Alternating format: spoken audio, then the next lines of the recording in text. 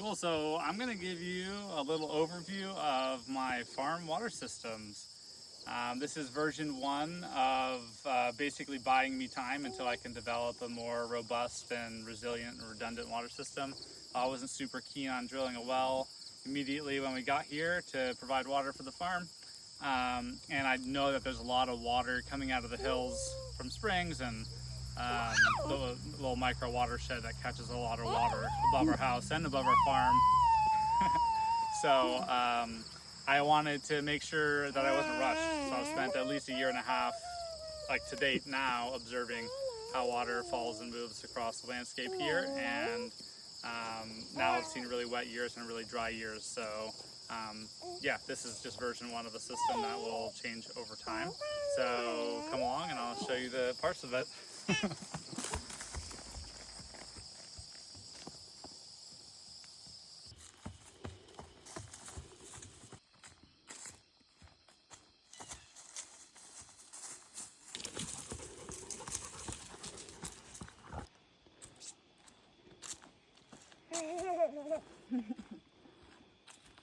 Okay, so here we are standing at the top of our current water system at the site of an old spring. And I had known this was here, so I knew that I would be able to use water above the farm for irrigation this year. So what I did in the springtime was take kind of some cheap 1-inch header hose piping, covered a window screen with a hose clamp, and created a siphon using this ball valve. And I filled some IBC totes that are held downhill of us. Right now, we are about 150 feet above where the farm is. So that difference in elevation creates more than enough water pressure than we need. Actually, probably too much. I blew out one of these lines when I first set this up because there was too much pressure. So at one point in the spring, I wound up losing the siphon, and it's likely that I was overdrawing from it. This doesn't recharge at a super high rate, and you can't fine tune with these ball valves as much as I needed to be able to kind of adjust the flow. So what I wound up doing, I came up here to try and fix it, and after 10 minutes it wasn't working as well as I'd hoped. So what I wound up doing was taking a piece of this hose and having this same setup and then just burying it in this spring-fed creek that was collecting water for me into the totes. I'll show you that in a moment. But while we're standing right here, we've observed this spring over now, which is at the tail end of a very, very dry year for us here. And there's still plenty of water in there. And you can't see it super well with the video, but we have a place where water is coming up and there's a steady flow of water surfacing right here, which indicates that it could be a good site for potential water development. And we're thinking maybe having another spring here and having that add to be the main part of our water system. Yeah. So what I then did is just found a spot in the spring-fed creek where it pooled a little bit, and I buried the pipe right up here. And it's not perfect because every time it rains a little bit, sediment gets through and I have to unclog it a little bit. But it's flowing and at a rate that it's higher than what the spring was doing for me. So it's been working well, and I don't mind the jog up here. That's what it looks like when I've fully unclogged it and water's flowing right into the intake pipe. Cool, so you can see the line running through right here. I'm not sure this is going to happen. I'm going to try and probably consult with some people who know a bit more than I do. But I was thinking the water from the spring-fed creek kind of just enters back into the earth before it gets down here. But I was thinking instead of having IBC totes or a spring tiles that store enough water that I need to for my farm, to plumb the new spring, if that's the route we go, over to here to a site where we might dig a small pond that will serve as water storage. We'll see. Okay, so here I am standing at the water storage tanks that are holding the water that I'm using for my farm. This is about 100 feet below where the intake pipe is, and about 50 feet above where the water is being brought into the farm, and that difference creates plenty of pressure.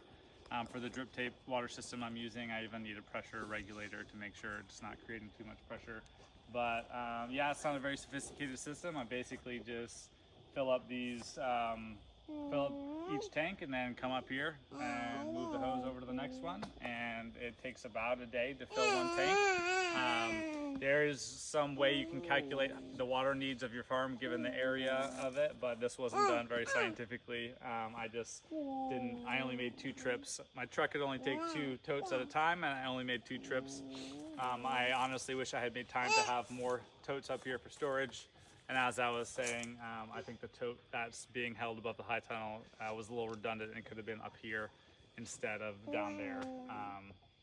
But it's worked for this year. I wouldn't love to do this for many more than maybe 1 year before I figure something else out more that takes less work to turn on and off, because I do have to run up here every time I need to change the tank and turn the water on.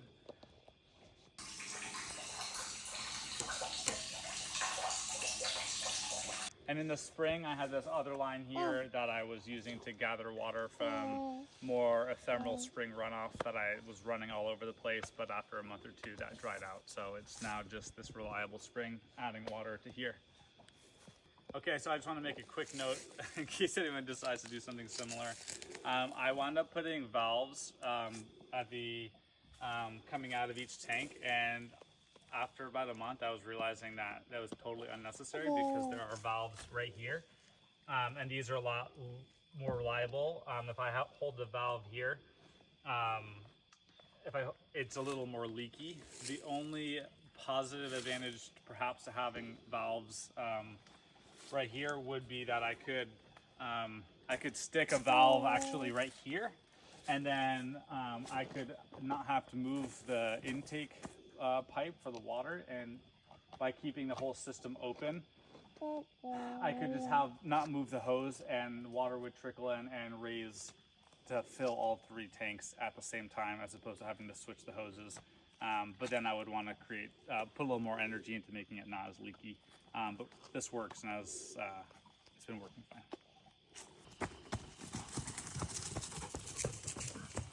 So yeah, we're standing at the top of the farm now, where the water flows in from above us. It's coming in from this pipe above us with a ball valve here, a disc filter, a pressure regulator, and then it kind of branches into a line going to the high tunnel, a hose that I can use to hand water things, and then 2 lines that are running down, creating different sections for the drip tape system.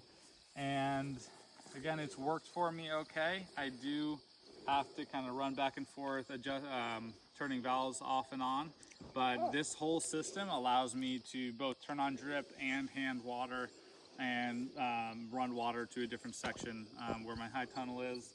And it's worked really well. I think I can run about a 2 or 3 hour set with the store of water that I have stored above us every 3 days, which just never really wound up happening like that.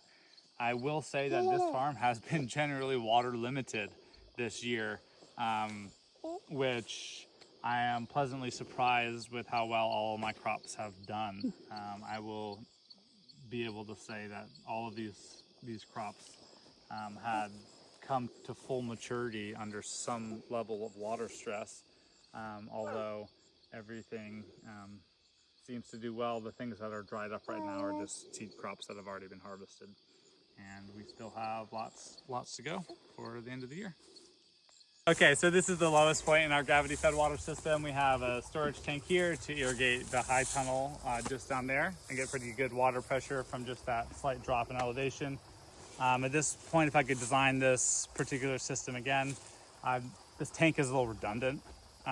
Since I'm running pipe from the tanks above and the manifold at the farm, and then to the tank, and then pipes from the tank to the high tunnel, I could just have a valve there instead and have more storage higher up. But you can see the water coming out at a pretty good clip into the tank.